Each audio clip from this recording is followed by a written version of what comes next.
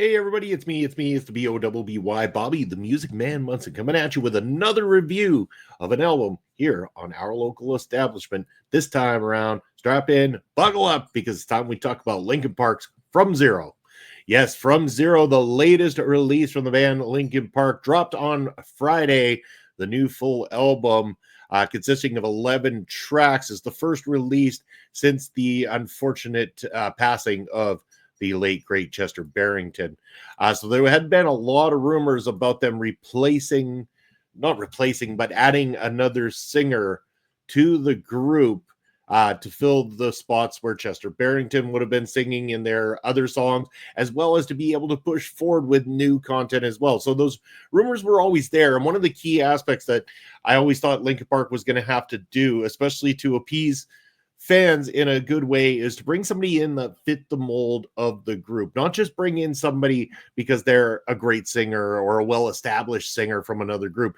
The hardest hurdle would have been if you grab somebody from another group that's well established, then you're bringing in somebody who will feel like a guest vocalist on a Linkin Park album, I think is the best way to explain it. On top of that, you could go scouring the earth for somebody who sounds exactly like Chester Barrington, but they'll never quite be Chester Barrington. That's the unfortunate part, right? Like, you can bring someone in, might sound exactly like him, but it's never them. So it's almost good that they went with something new, something fresh. They brought in a female vocalist in the form of Emily Armstrong, who, again, while she was in a band previously, I believe, called Dead Sarah, it wasn't a band that most people, especially Linkin Park fans, had necessarily been drawn into or knew on a level where they were familiar with Emily Armstrong as a vocalist. So when this all hit, it really felt like it connected. It felt like Linkin Park. It didn't feel like a guest vocalist. This felt like Emily fit right into the band immediately, and the new content was great. They dropped with that first track that they dropped for us. It was The Emptiness Machine, and it was all rock and roll. Like, this was exactly the Linkin Park we remembered and wanted, and this drew a lot of people in.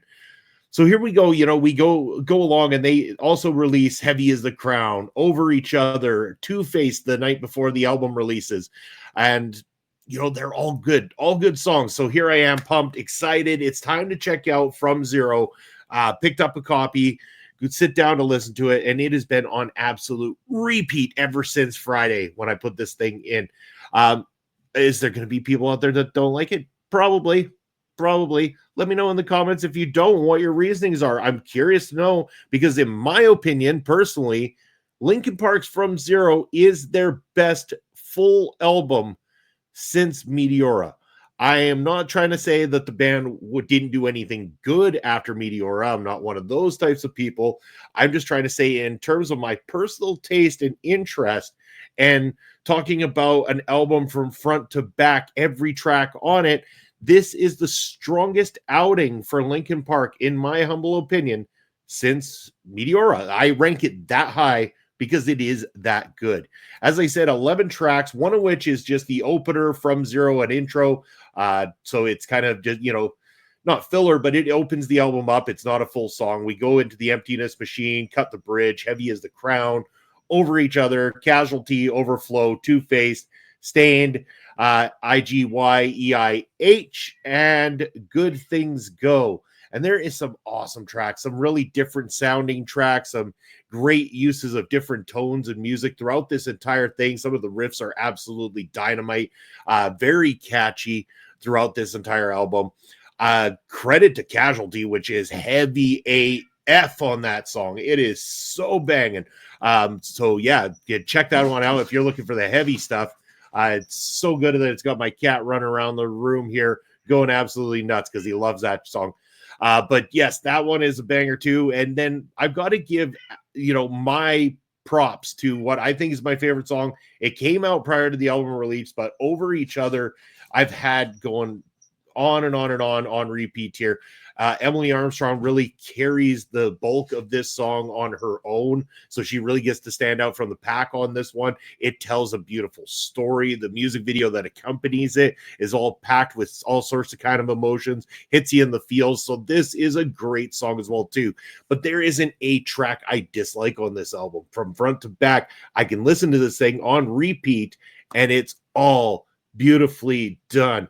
Oh, kudos to you, Linkin Park, and thank you for giving us this. This is one of the best, and I want to say surprising albums of 2024 for me so far. And I say that because I just wasn't sure when the announcement was made. I'm like, the Emptiness Machine is good, but will this carry across an entire album? I had hopes, but I had doubts at the same time too. Were they going to be able to make that connection and deliver something that really is going to stand out? So I would say most surprising album for me, because the other ones that I love this year weren't surprising.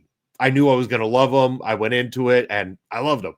Linkin Park from Zero, I wasn't sure, but I come out with loving it. Every bit of it, every second of it. This is a repeatable album over and over again. And if you haven't checked it out, please go do and support this new music from Linkin Park.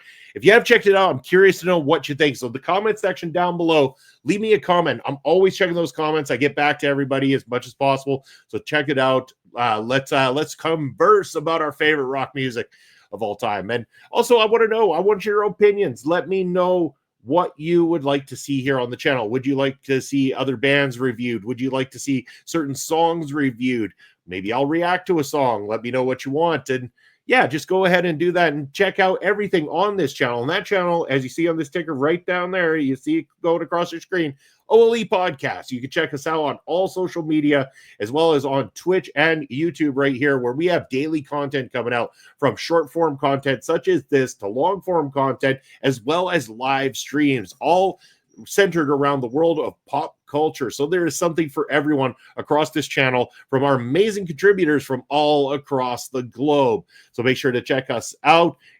Go ahead and subscribe to the channel, turn on that notification bell so you know when we have new content, and leave us a comment. As always, looking to hear from you, the viewers, and get your opinions as well too. I've been Bobby Munson. I want to thank you for checking out this review, and as always, rock on, and we'll see you at the next one.